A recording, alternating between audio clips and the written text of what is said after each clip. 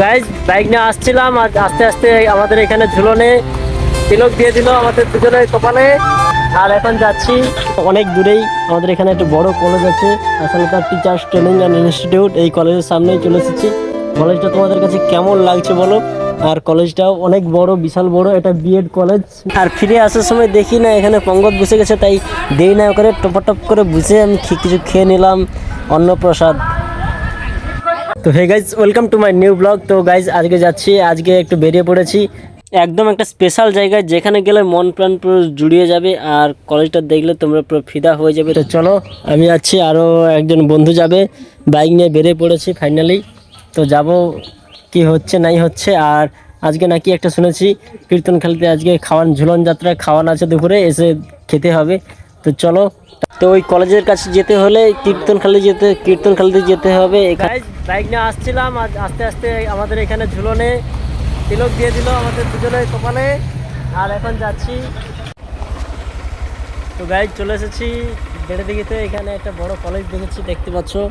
কলেজের ভিতরে এখন প্রবেশ করব। তো চলো, এখন কলেজে যাওয়ার রাস্তা বন্ধ রাখা আছে, কারণ এখন কলেজ চলছে, এখন কলেজ টাইম চলছে। আর এটা অফ রাস্তা দিয়ে যাচ্ছি আমরা, অফ সাইড রাস্তা। তো গাইজ আমি এখন রয়েছি আসালাদা টিচার্স ট্রেনিং ইনস্টিটিউট, যিনি প্রতিষ্ঠিত করেছেন মাননীয় নান্টু প্রধান মহাশয় বাবু। ওখানে ওনার স্ট্যাচু করা আছে, কত সুন্দর, অপূর্ব সুন্দর লাগছে। আর তোমাদের কাছে এই কলেজটা কেমন লাগছে বলো, তোমরা কমেন্ট করবে। আর তোমরা গাইজ এখানে আসলে দেখতে পাবে, প্রথমেই দেখতে পাবে মহাত্মা গান্ধীর স্ট্যাচু করা আছে আর কলেজের সামনে। আর ওখানে নেতাজি সুভাষচন্দ্র বসুর স্ট্যাচু করা আছে কলেজের সামনে। আর কলেজটা তোমাদের কাছে কেমন লাগছে বলো। আর এই যে দেখতে পাচ্ছ হাঁস, এগুলো সেটিং করা ছিল। আর এখানে সেটিং করা অনেক আছে তোমাদের। এই যে কলেজের সামনেই দেখতে পাচ্ছ সুইমিং পুল, এখানে স্নান করা যায়। Wow cases. আর ওখানে পুরোটাই এরিয়া এই কলেজের।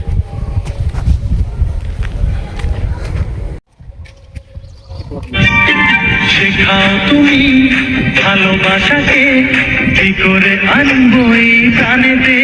তো গাইজ লাস্ট ফিনিশিং ঘুরে আমরা চলে যাব আমাদের বাড়ির উদ্দেশ্যে। সেখানে ঝুলনে না হলে প্রসাদ হয়ে যাবে, তাই চলো সেখানে গিয়ে দেখা হচ্ছে।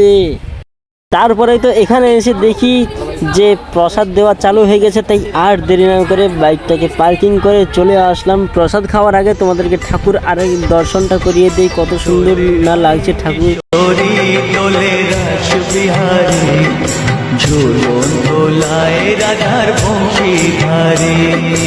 তো তারপরেই তো এত লোকের ভিড়ের চাপের মধ্যে যে কোথায় বসি নিজেই খুঁজে পাচ্ছি না। তারপরে তো এক জায়গায় বন্ধু এক জায়গায় ডাকলো, এখানে আয়, এখানে ফাঁকা। তারপরেই তো ওখানে একটা প্লেস করে বসে পড়লাম। আর অনেক কিছু আজকে আইটেম ছিল অন্নপ্রসাদের। তো তারপরে খেয়ে নিলাম, খেয়ে নিয়ে তারপরে ঠাকুরের একবার দর্শন করে গেলাম।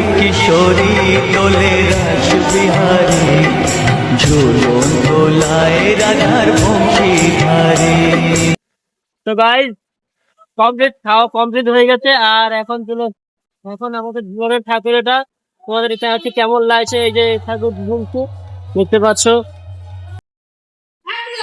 আর